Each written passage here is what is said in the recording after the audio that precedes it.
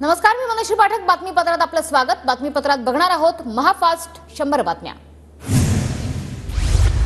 नितीन गडकरींच्या पराभवासाठी मोदी, शहा, फडणवीसांनी एकत्र प्रयत्न केले, तर गडकरींच्या पराभवासाठी देवेंद्र फडणवीसांनी रसद पुरवली. सामनाच्या रोखठोकमधून संजय राऊतांचा मोठा दावा. संजय राऊतांनी वायफळ बोलू नये. मी 9 वेळा निवडणूक लढवली आहे. मला रसद घेण्याची गरज नाही. वेळ पडली तर मी संजय राऊतांची तक्रार करणार. सामनाच्या रोखठोकवर विकास ठाकरेंची प्रतिक्रिया. संजय राऊतांना खोटं बोलण्याचं व्यसन लागलंय. राऊतांची विधानं ही हास्यास्पद. सामनामधील रोखठोकवरून मुनगंटीवारांची राऊतांवर टीका.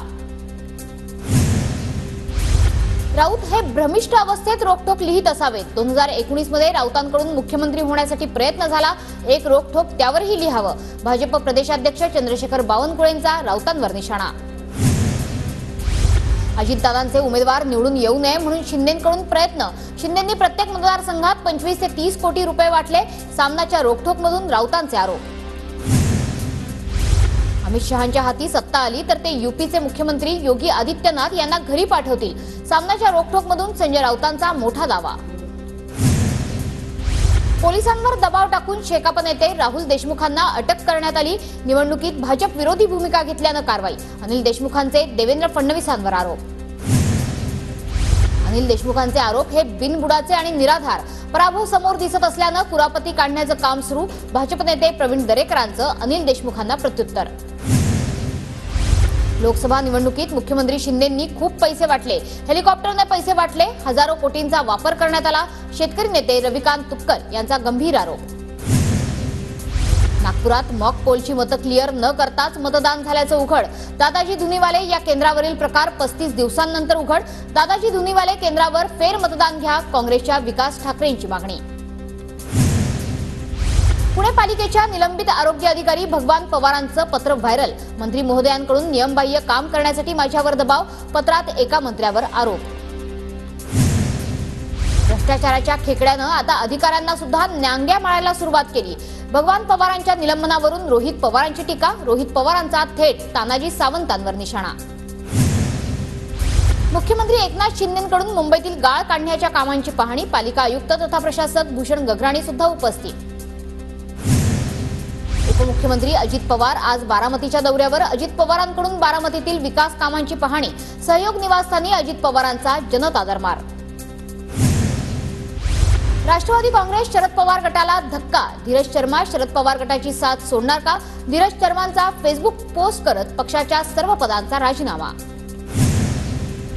आरोपी भावेश भिंडेच्या पोलीस कोठडीत वाढ. भावेश भिंडेला 29 मे पर्यंत पोलीस कोठडी. घाटकोपर होर्डिंग दुर्घटना प्रकरणी सुनावणी.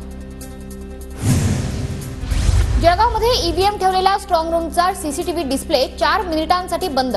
महाविकास आघाडीचे उमेदवार करण पवार यांची माहिती, तर जिल्हाधिकारी आयुष प्रसाद यांच्याकडून माहितीला दुजोरा. नाशिकच्या मालेगावात शिक्षक आणि पदवीधर निवडणूक घोषित होतात. उत्सुक उमेदवारांच्या हालचालींना वेग. मालेगावात शिक्षकांच्या बैठकांनाही वेग. सोलापुरातील अक्कलकोटमध्ये पशुधन वाचवण्यासाठी शेतकऱ्यांची धडपड. पाणी टंचाई आणि चारा टंचाईमुळे शेतकरी अडचणीत. नांदेडच्या शहापूर गावात 7 दिवसांपासून पाणीबाणी. पाण्याअभावी शेतीची कामं खोळंबली. ग्रामस्थांचा आत्मदहनाचा इशारा. धाराशिवमध्ये पिण्याच्या पाण्यासाठीही नागरिकांचे हाल. दुष्काळ असूनही अनेक ठिकाणी अद्याप टँकर नाही. टँकरद्वारे पाणीपुरवठा करण्याची नागरिकांची मागणी. नाशिकच्या बिबलवाडीत महिलांची रणरणत्या उन्हात पाण्यासाठी वणवण. पाण्यासाठी काम सोडून नागरिकांवर पायपीट करण्याची वेळ. धाराशिवमध्ये टँकरच्या पाण्यासाठी नागरिकांची धावपळ. टँकरमध्ये पाईप टाकण्यासाठी सुद्धा जीवघेणी कसरत. अकोल्यातील काटेपूर्णा धरणात 17.90% जलसाठा शिल्लक. अकोला शहराला उद्यापासून 5 दिवसांआड पाणीपुरवठा होणार. टंचाईची शक्यता लक्षात घेता महापालिकेचा निर्णय. परभणीच्या गंगाखेडमधील मासोळी प्रकल्पात फक्त मृत साठा शिल्लक. जिल्ह्यातील 22 लघु प्रकल्पांपैकी बहुतांश प्रकल्प हे कोरडे ठाक. छत्रपती संभाजीनगरच्या हर्सुल गावात 15 दिवस पुरेल एवढाच पाणीसाठा शिल्लक. तलावातील पाण्यावर 14 वार्डातील नागरिक अवलंबून. सोलापूरच्या अक्कलकोटमधील कुरनूर धरणात 8% पाणीसाठा शिल्लक. पाण्याचा प्रश्न बिकट झाल्यानं शेतकरी चिंताग्रस्त. जळगाव जिल्ह्यामध्ये पारा वाढल्यानं मोठी पाणी टंचाई. भुसावळ बोदवड परिसरात 8 ते 10 दिवसांनी पाणी पुरवठा होत असल्यानं नागरिक त्रस्त. जळगाव जिल्ह्यातील हातनूर धरणाचं आवर्तन तापी नदीच्या भुसावळच्या बंधाऱ्यात सोडलं. पालिका प्रशासनाकडून पाण्याचं नियोजन करण्यात येणार. बीड जिल्ह्यातील सौंदाणा गावात भीषण पाणी टंचाई.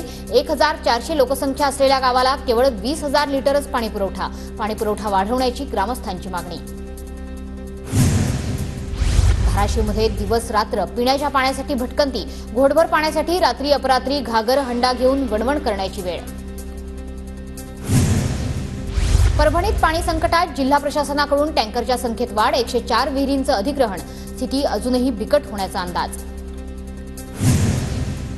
नांदेडच्या कौठामध्ये पाणी टंचाई. अनेक दिवसांपासून गावात पाणी पुरवठा नाही, तर अनेक ठिकाणी तांत्रिक अडचणीमुळे नळालाच पाणी नाही.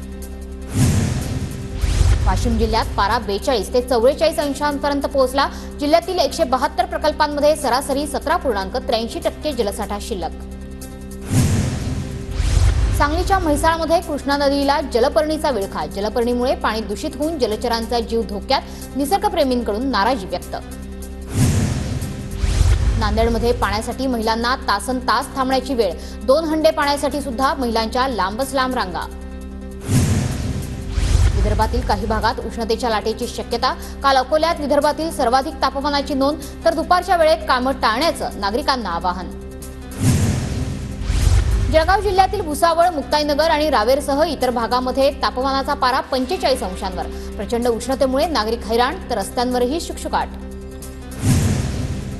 वाशिम जिल्ह्यात तापमानाचा पारा 42 अंश सेल्सिअसवर. उष्माघाताच्या लाटेपासून मजुरांचं संरक्षण व्हावं याकरता 7 संस्थेकडून शेलेंचं वाटप. छत्रपती संभाजीनगर शहरात पारा 40 अंशांच्याही वर जाण्याची शक्यता. पारा वाढल्यानं दुपारच्या सुमारास क्रांती चौक परिसरात वाहतूक विरळ. नंदुरबार जिल्ह्यात तापमानाचा पारा 45 अंशांवर. विद्युत वितरणाच्या ट्रान्सफॉर्मरलाही तापमानाचा फटका. तापमानामुळे जनजीवन विस्कळीत. मालेगाव शहरात उन्हाचा पारा वाढला. शहरात 43 अंश सेल्सिअस इतक्या उच्चांकी तापमानाची नोंद. मुंबई आणि उपनगरात पुढील आठवड्यात पावसाची शक्यता. ठाणे, मुंबई आणि रायगडमध्ये मान्सूनपूर्व पावसाचा अंदाज. आमदार कैलास पाटलांकडून धाराशिवच्या येरमाळा, येडशी भागात पाहणी. अवकाळी पावसानं परिसरात मोठं नुकसान. धाराशिवच्या येवती गावात वादळी वाऱ्यामुळे 2 एकरातील केळी पिकांचं नुकसान. टँकरनं पाणी आणून बाग जगवली, मात्र वादळी वाऱ्यामुळे बागीचं नुकसान झालं.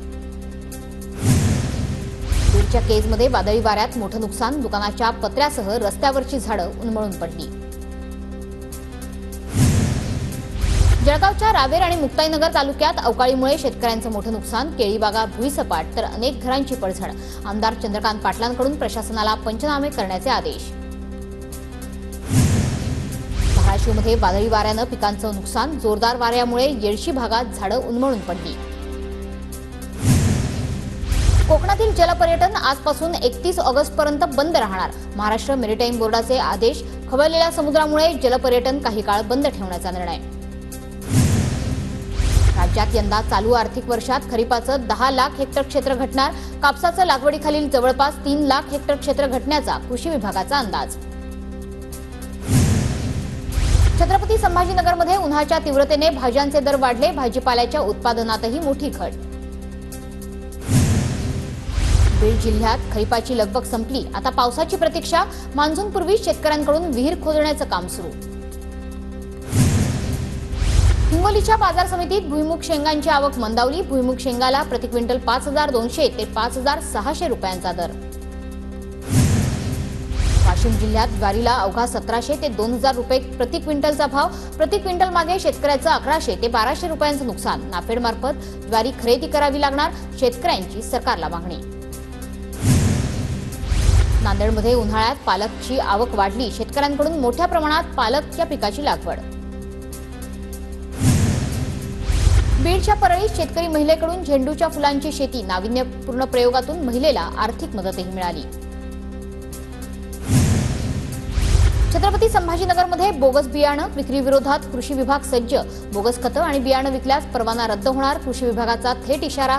कारवाईसाठी 10 पथकं तैनात. जळगावमधील चोपडा कृषी उत्पन्न बाजार समितीच्या कारभाराबाबत आढावा बैठक. सभापतींनी बाजार समितीचा लेखाजोखा मांडला. 10वीचे विद्यार्थी ज्या क्षणाची आतुरतेने वाट पाहत होते तो क्षण आला. 10वीचा निकाल उद्या दुपारी 1 वाजता लागणार. दुष्काळामुळे 5,07,961 विद्यार्थ्यांचं 23.9 कोटी रुपये परीक्षा शुल्क माफ. छत्रपती संभाजीनगरच्या 1,23,799 विद्यार्थ्यांना मोठा दिलासा.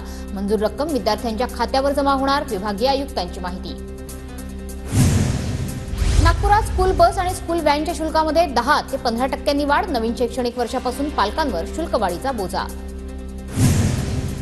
कार अपघातानंतर पुण्यात युवक काँग्रेसकडून निबंध स्पर्धास्थळी पोलिसांचा बंदोबस्त. वेदांतला सुरुवातीला दिलेल्या शिक्षेच्या निषेधार्थ स्पर्धेचं आयोजन. नागपूर ते छत्रपती संभाजीनगर विमानसेवा 2 जुलैपासून सुरू होणार. इंडिगोकडून नवीन फ्लाईटची घोषणा. आठवड्यातून 3 दिवस मंगळवार, गुरुवार आणि शनिवारी फ्लाईट असणार. जळगावच्या बोदवडमधील लोणवाडीमधील पाणंद रस्त्याची दुरावस्था. पावसाळा सुरू होण्यापूर्वी रस्ता सुरळीत करण्याची शेतकऱ्यांची मागणी. सोन्याच्या भावात 3 दिवसांमध्ये 2,200 रुपयांची घट. प्रतितोळा सोनं 72,200 रुपयांवर तर चांदी 93,500 रुपयांवर.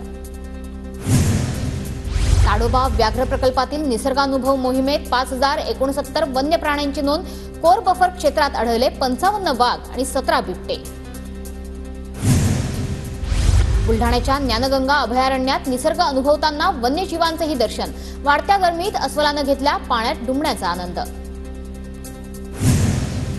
भंडाऱ्यामध्ये नवेगाव नागझिका व्याघ्र प्रकल्पात वाघीण आणि बछडे पाहण्यासाठी नागरिकांची गर्दी. पर्यटकांच्या गर्दीमुळे परिसरामधल्या रोजगारातही वाढ. चंद्रपूरच्या दुर्गापूर खुल्या कोळसा खाणीत अस्वलांचा मुक्त संचार. अस्वलांच्या वावरामुळे कामगारांमध्ये दहशतीचे वातावरण. रत्नागिरीच्या गणपतीपुळे मंदिरात संकष्टी चतुर्थीमुळे सुंदर आरास. गणरायाच्या दर्शनासाठी भाविक मंदिरात दाखल.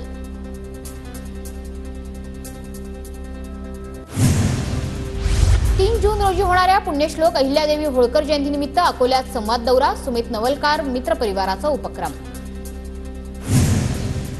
पुण्यात दगडूशेठच्या दर्शनासाठी भाविकांची गर्दी. संकष्टी चतुर्थीनिमित्त नागरिक दगडूशेठच्या दर्शनाला. बुलढाण्यात संत चोखोबाराय यांचा पुण्यतिथी महोत्सव. महोत्सवानिमित्त भागवत कथा आणि ज्ञानेश्वरी पारायणाचं आयोजन. नाशिक मनपाचा होर्डिंगच्या संदर्भातील कार्यपूर्ती अहवाल तातडीने राज्य सरकारला सादर. महापालिकेकडून 863 होर्डिंग धारकांना उपाययोजना करण्याचे निर्देश. पिंपरी चिंचवड महापालिकेकडून वाकडमधील रूफटॉप हॉटेलवर कारवाई. भुजबळ चौकातील अनधिकृत रूफटॉप हॉटेल, स्पाइस फॅक्टरी आणि ॲब्सोल्यूट बार्बिक्यू पाडण्यात आलं. बुलढाण्यात अतिक्रमण काढण्यासाठी पालिका कर्मचारी आल्याने व्यावसायिक आक्रमक. जयस्तंभ चौकात गोंधळ. आंबा विक्रेत्या महिलांनी रस्त्यावरच आंबे फेकले. हिंगोलीवरून पुण्याला जाणाऱ्या एसटीच्या टायरचा रॉड तुटला. ड्रायव्हरच्या सतर्कतेमुळे अनर्थ टळला. औंढा नागनाथ शहरातील खांडेश्वरी देवी मंदिर परिसरातली घटना. लातूर जिल्ह्यात अनेक तलावातील गाळ उपसा करण्याचं काम प्रगतीपथावर. मोघा, तावरजा, कोपरा धरणातून गाळ उपसून शेतात टाकण्यात येणार. पुण्याच्या भोर तालुक्यातील ग्रामीण भागात भुईमुग काढणी अंतिम टप्प्यात. अवकाळी पावसाचा फटका बसल्यानं उत्पन्नात घट होण्याची शेतकऱ्यांची